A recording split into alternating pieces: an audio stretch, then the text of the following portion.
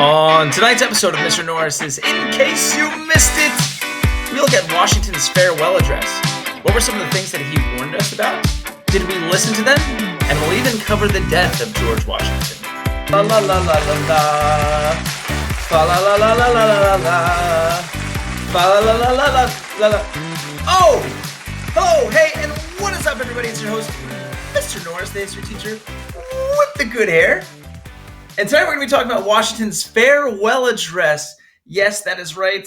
Tonight we are saying goodbye to George Washington, which is always a tough moment for me when I teach this every year in history class because he is my guy, as some of you may or may not know.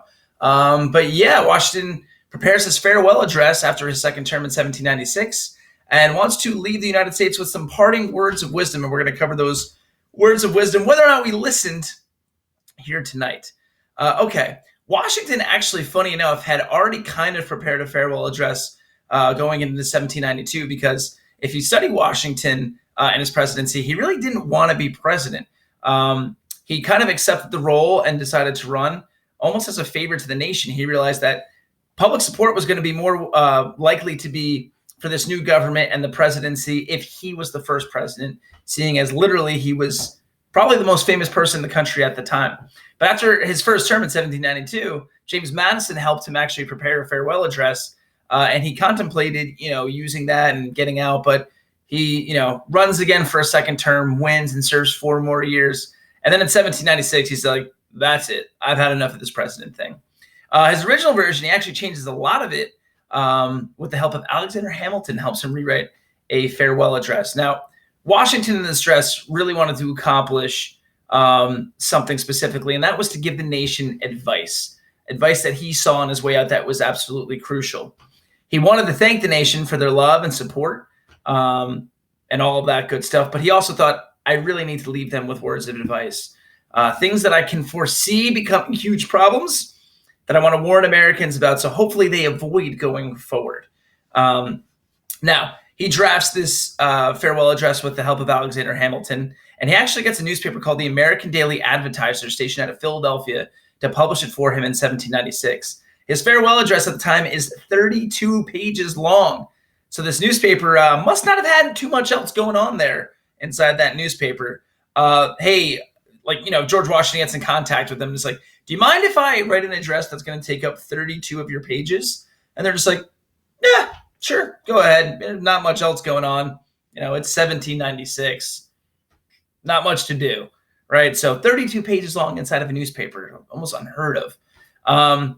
Now, Washington's address kind of starts off, like I said, is very, showing a lot of gratitude to the American people. Thank you for your support with me during the Revolution and then in creating this new government and during my presidency. But he even actually says in his speech, I should probably stop here, but I want to keep going and give you some advice that I think is really crucial.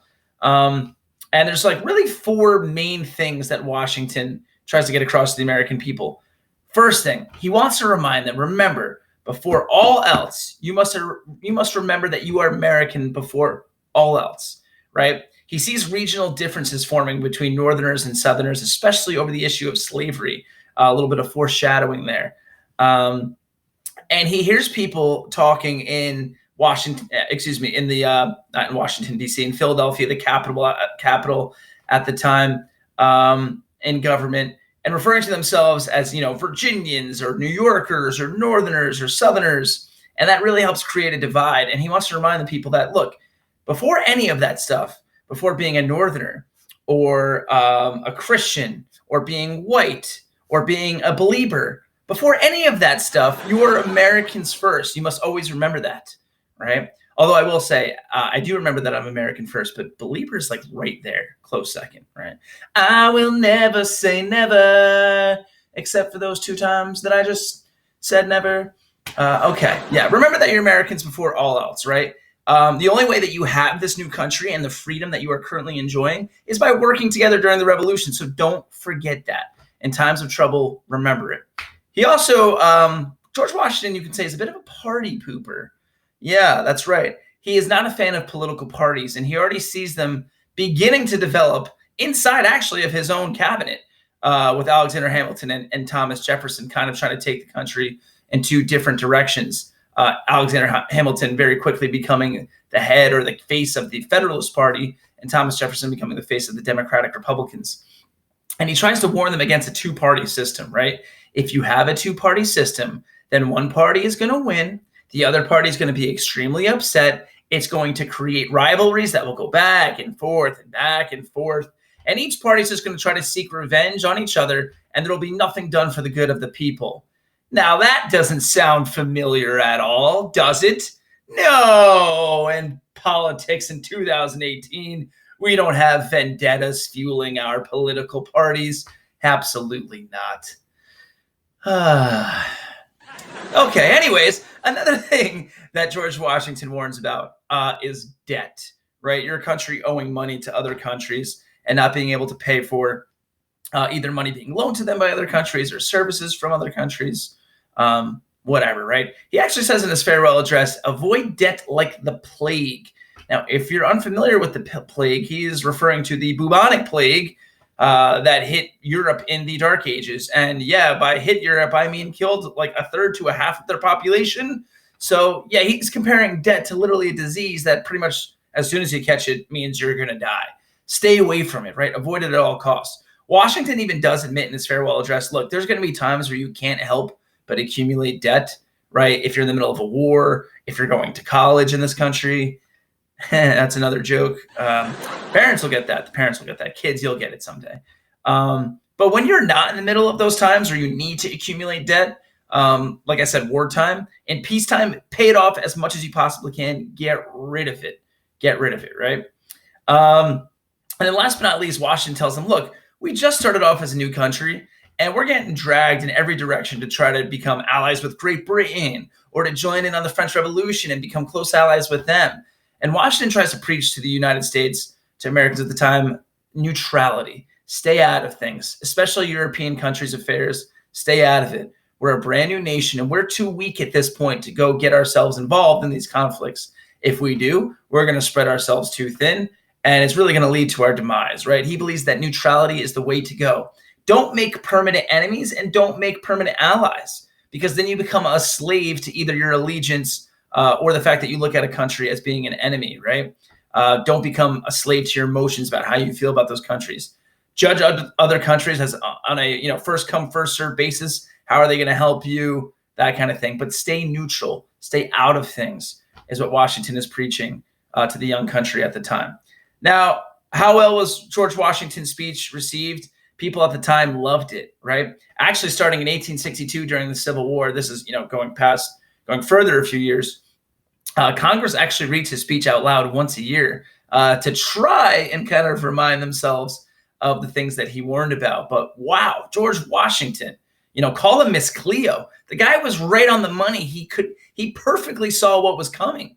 And did we listen to him as a nation?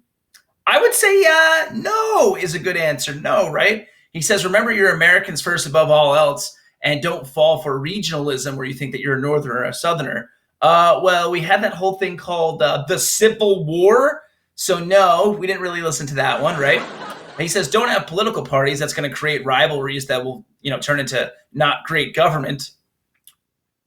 No comment on that one. No comment on that one. You can just digest that one on your own at home. Then he says, avoid debt like the plague.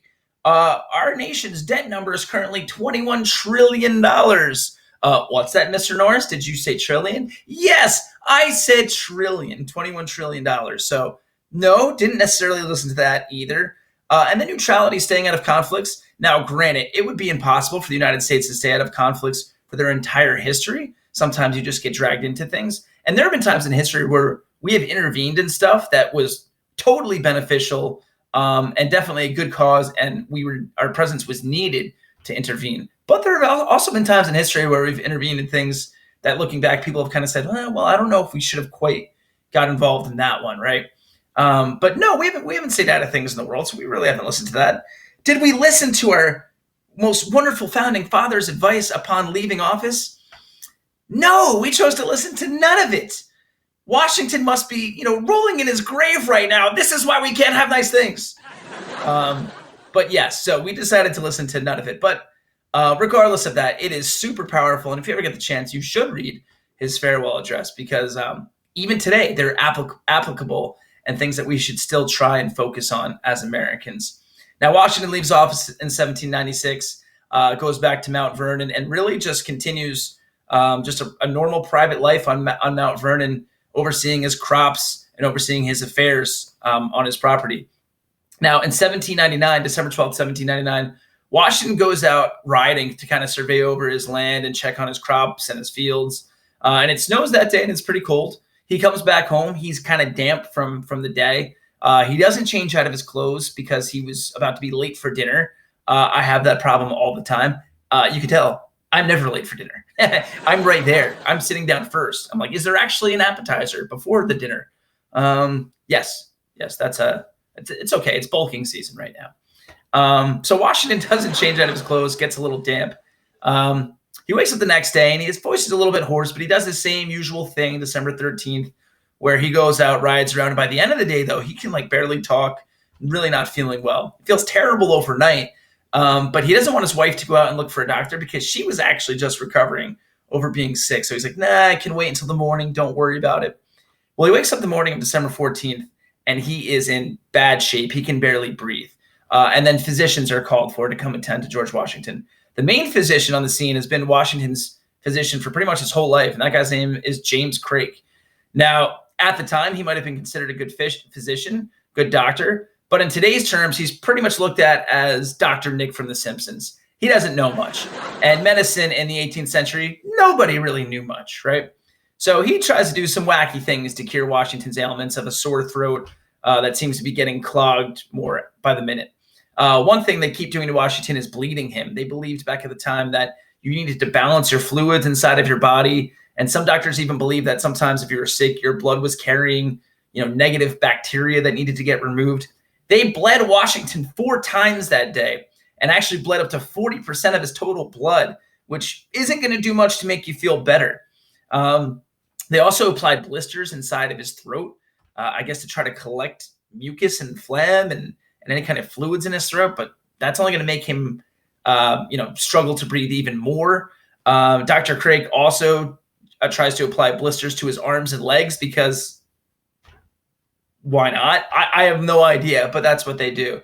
Anyways, this goes on for most of the day, and Washington's health is fading and fading and fading. And even Washington soon admits, I feel my time has come. I don't have much longer. Last couple things he does is he asks for his wills, and he gets all of his orders in affair, and discards an old will and creates a new one. He thanks all of his doctors for the care that they've rendered to him, although it was terrible. And then he kind of just peacefully dies on December 14th, 1799.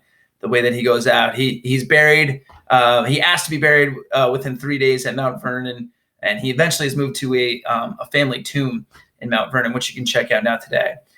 So there you have it. That's a little bit about the death of George Washington and also his farewell address and some of the things that he warned the nation about, which we chose to listen to none of. Fantastic.